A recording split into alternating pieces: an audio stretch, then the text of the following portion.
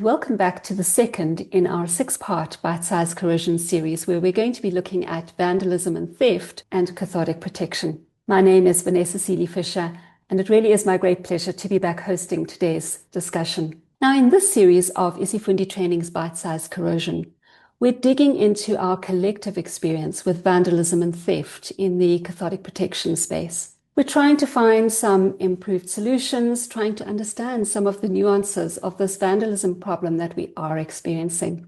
And today I'm delighted to welcome Garreth Raath from Cathtect Cathodic Protection to the microphone. Garreth is the CEO of Cathtect and has spent the last 20 years in the cathodic protection equipment manufacture and installation sector. During this period, Garreth has seen great changes in cathodic protection infrastructure, and we're going to talk about some of that today. So welcome, Garreth. Lovely to have you with us. Thank you for having me, Vanessa. Now, Garreth, in our bite-sized corrosion conversation yesterday, we were talking about some of the changes that have had to happen in cathodic protection hardware as a direct result of vandalism, and I'm sure you've seen a number of those changes. Would you like to walk us through where things have gone and are going? I think when it comes to vandalism, we initially, as a cathodic protection industry, started with test posts, and I think maybe referred to the potential test post that initially started it all. Yeah, as you can see in this test post, we just had a simple connection to your structure, and you'd come with a multimeter and a half cell and take those measurements. Obviously, over time, those started to get vandalized, and we needed to come up with some alternative solutions. And then not only that, but we had some demands from our customers with regards to adding additional testing facilities within the test post. So what was born from that is the concrete bunker. And that concrete bunker allowed us to put in things like cross bonds, which are obviously connections between two structures. Not only that, but put additional reference electrodes that could be mounted in and connected within the concrete bunker itself. Now, the concrete bunkers over time has had to evolve as the demand for it over the last few years has been quite great. Concrete's needed to become thicker. We've had to increase the size of the steel door, reinforcing of the doors. Not only that, but hinges have become heavy duty, and we've had to weld them to the actual reinforcing within the concrete. Going as far as spring loading our locks so that if somebody did try break in, that the door would engage permanently without actually being able to break in. I think the picture that you've just shown here is an old existing simple bunker that's been vandalized, and you'll see we've had to, there's a new one that's been replaced on the left-hand side. So yeah. And all of that is a cost exercise as well. It is. It's a big exercise and it becomes expensive. You have an initial amount that you pay for that existing test facility only for it to get vandalized a couple of weeks or months later. And then, you're going to have to go in and replace it because often it's in a critical space, or you need the test post facility to maintain your pipelines. Yes. Yeah. And I think also just one of the challenges is that, in a sense, the bigger they became, there was also more incentive to steal, because as soon as you're adding in your cross-bonding facilities and so on, there's more copper. Yes. Especially with cross-bonds, you're using large core cables. In doing that, the copper footprint in those enclosures increases. And not only that, but we use things like brass to handle the heat as well as the current that flows through those cables. So in certain aspects, they become a nice part of scrap value. Not only that, but there's some steel components that are in the bunker itself that can also be taken to a scrapyard and realize some value. So we've had to try and look into new ways of mitigating that and moving away from products that have a scrap value. So what are some of the options that you're looking at now? So we've obviously got the concrete type enclosures. Those concrete enclosures, they work in areas of high traffic, and that, as you've shown in the pictures. We've had a client come to us with a design for a PVC test post currently. Here's an example of the PVC test post. However, it's incredibly simple. That actual PVC pipe there is filled with concrete, and the cables are encased within the concrete. Now, you'll obviously see that it comes with a lid. So it has a lid on there. Once the lid's removed, similarly to the potential test post that we started with, you'll have access to those connection points in which you can then do some measurements on that. But these are the links that we've had to go to in order to try and move away from the scrap value. There are other alternatives, and I think we'll Mm. talk about them a little bit later, but we've had to think out the box here. I find it quite interesting that we started with that very simple concrete test post, which literally you could just measure potential. We went through this long, elaborate train. We're back where we started. And Neil has coined a phrase, back to the future. We really are just kind of going back to what worked. We knew it worked, but it doesn't have all of the nice to haves, especially all the cross-bonding information. And I think that's quite interesting. Now, when you get to rebuilding these test posts, just on a practical kind of from an engineering perspective, how do you come up with the ideas? How do you prototype them? How do you test them?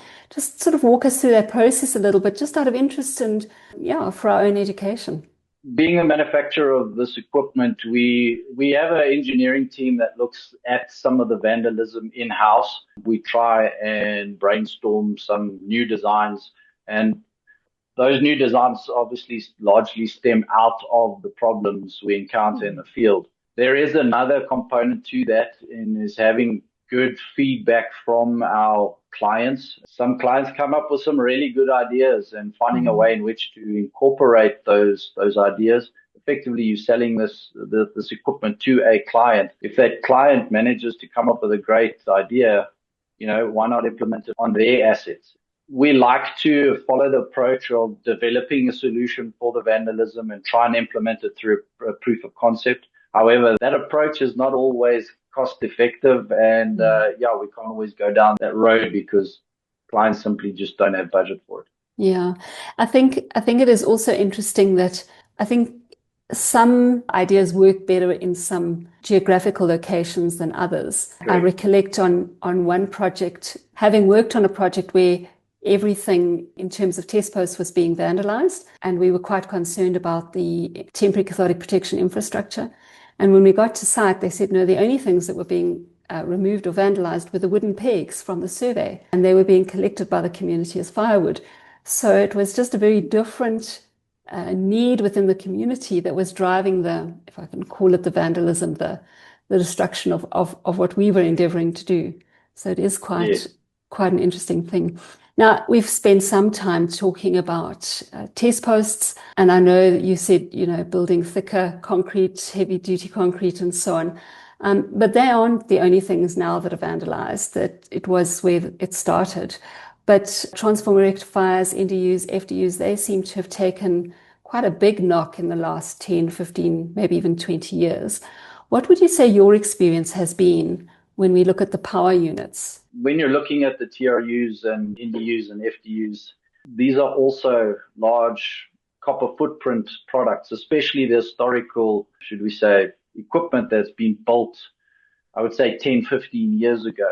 We started with just a freestanding lockable steel enclosure that would be mounted on a concrete plinth. And I mean, that standard worked for a while. However, we needed to then move to having a steel enclosure with a fence around it. Yeah, you can see this is a FDU that's still operational today in the field, but it's just got a simple lock on it. This is obviously in an area where there's lots of traffic, so it will be noticeable if this specific product gets vandalized.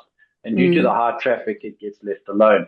But we have areas where there is no traffic. I mean, pipelines run through people's farms. They run through vast areas of open space where there is very little foot traffic. And the problem is the vandals or the thieves themselves have plenty of time to find and construct ways in which to break into these structures. So, I mean, we've gone and put palisade fencing around it. So here's an example of a unit last year that got vandalized. You can see the big concrete enclosure in the background is actually used to have a rectifier in it, and it got completely vandalized. Everything got stolen out of it. You'll be amazed. The only things that get left behind are the screws in the wall. I mean, even the cable tray that's mounted gets removed from these enclosures. So it has its challenges. Clients have come up with some really good solutions, and some of these include taking these concrete structures and actually lining them with a 3mm steel plate inside the entire enclosure. So yeah, this one on the screen, for instance, is a big walk-in enclosure, and they've actually put 3mm steel plate on the inside of that.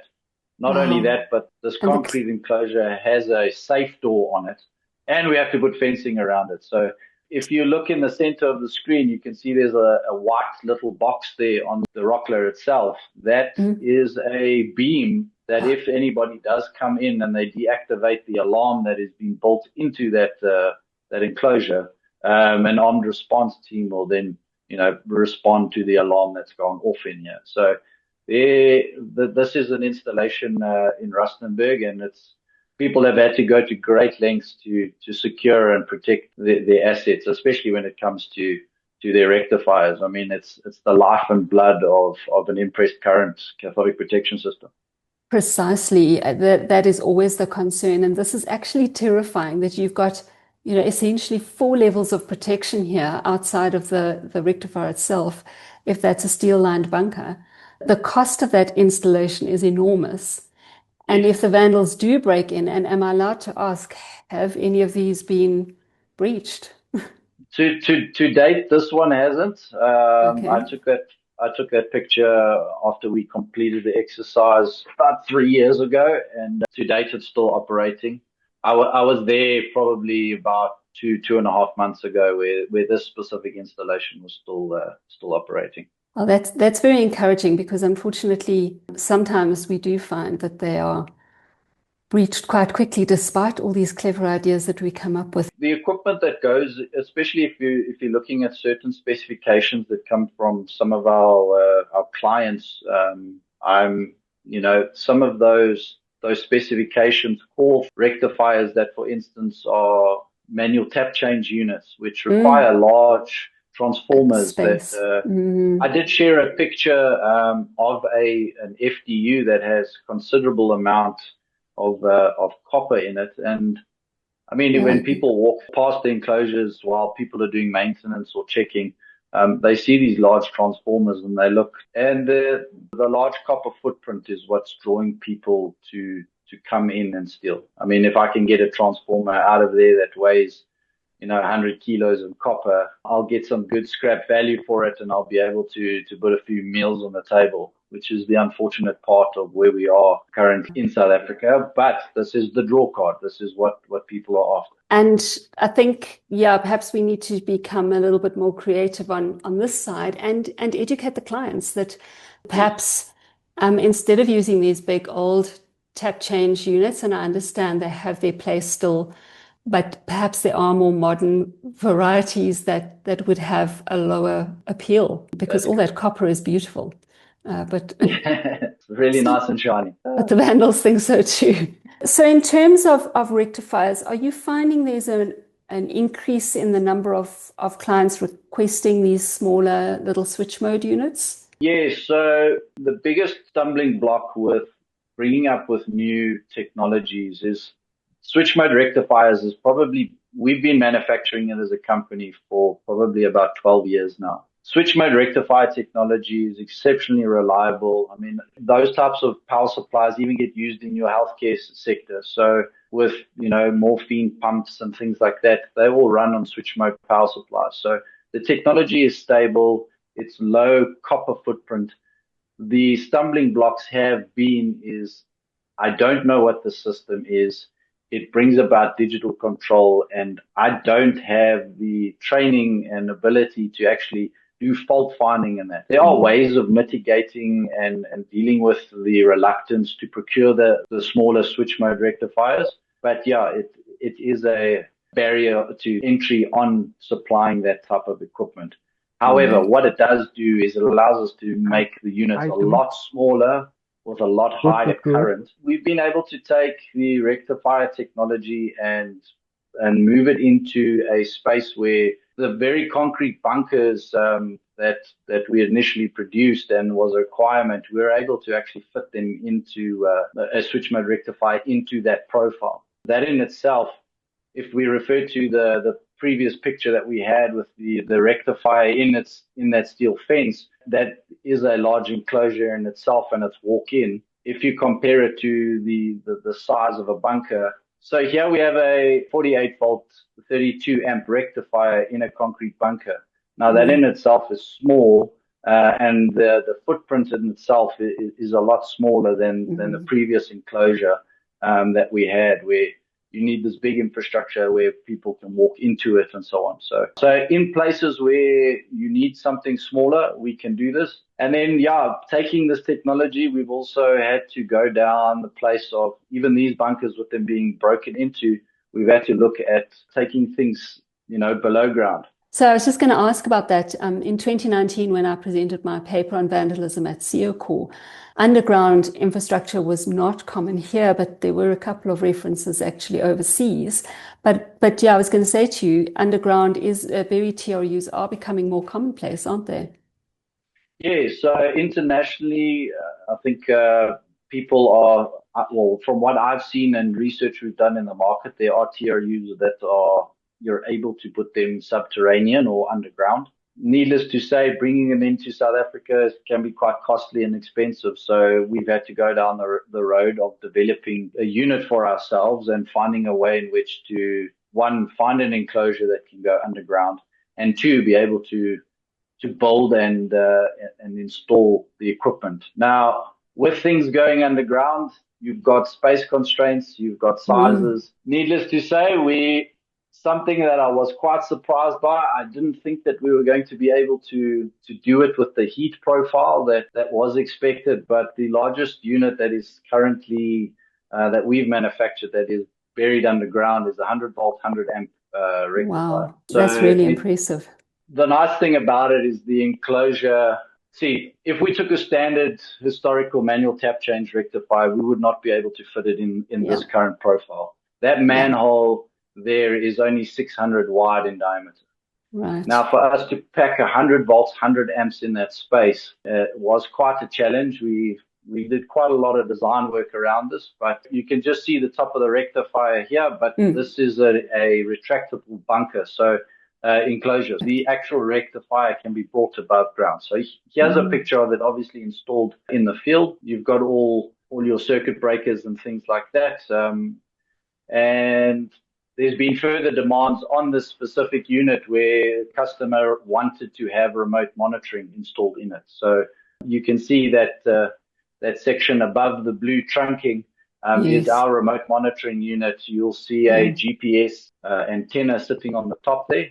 And we've actually had to then move to certain additional measures alongside this enclosure to actually ensure that we consistently get our remote monitoring from the equipment in the field. Wow. With burying things below ground, you obviously bring signal challenges into the fold, and that obviously needs to be addressed. So we've been able to come up with a solution for our customer.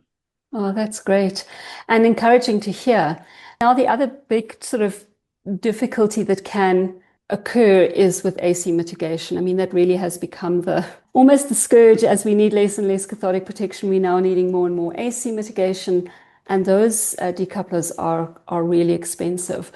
Are these also able to be installed in subterranean enclosures? Are we making progress here? Yes, we are making progress here. Like I previously showed with the bunkers, we had large footprint solid-state decoupler technologies. The footprint was initially because of the amount of current that the device needs to discharge during the transient surge. The decouplers has been exceptionally large. Now, this is a concrete bunker. The thing with vandalism is people see this, it is obviously above ground. Now they're wanting to say, oh, wow, this thing's massive. And not only that, but there's nice bits of aluminium there, there's copper. So yes, we've had to take the same approach and say, how do we make this specific product smaller, decrease its footprint in total, and not only that, but be able to fit it in a similar or a smaller enclosure than the one we previously spoke about on the underground. Now, there are various sizes of those underground enclosures available to us, where we can actually, put in smaller equipment and things like that. Our solid-state decoupler is the round enclosure at the top there. Now, if you compare it to the previous picture, that architecture has dramatically changed. That specific enclosure there has a diameter of 280. We've even taken another step further now with just redeveloping of our products.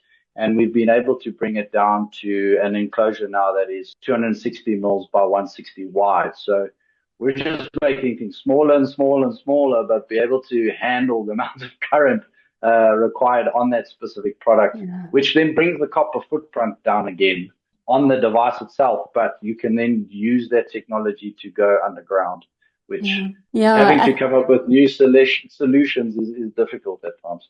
Well, I suppose what the Vandals are doing is they're keeping us on our toes, helping us to become creative, helping us to think differently. And I think that's a benefit. Otherwise we'd still have these giant elephants, which we don't need to use all the resources. Just sort of thinking a little more laterally is not only are we reducing the copper available in these and to the point where the Vandals are going to go, it's not worth it.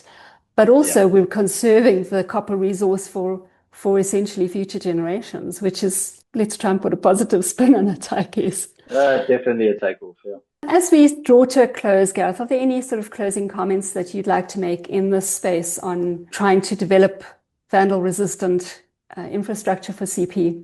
The thing is as we've taken the steps of putting in alarm systems and things like that, these systems are as good as the user demands of it. And in the instances where we've chosen enclosures that have had alarm systems built into them, those clients need to obviously respond to those alarms. Yes. And that's critical. For infrastructure to stay up and running, especially in high-risk areas, they need security and a response team to deal with that.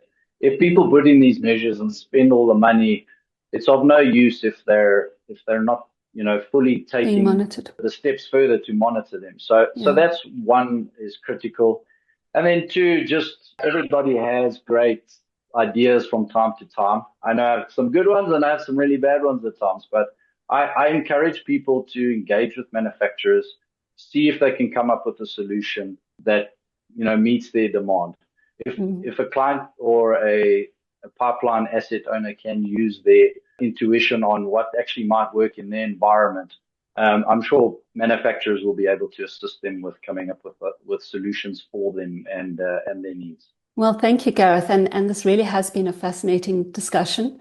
So thank you for your contributions to helping us understand some of the progression in the infrastructure and some of what is available, and helping us to think ourselves of new and innovative ideas.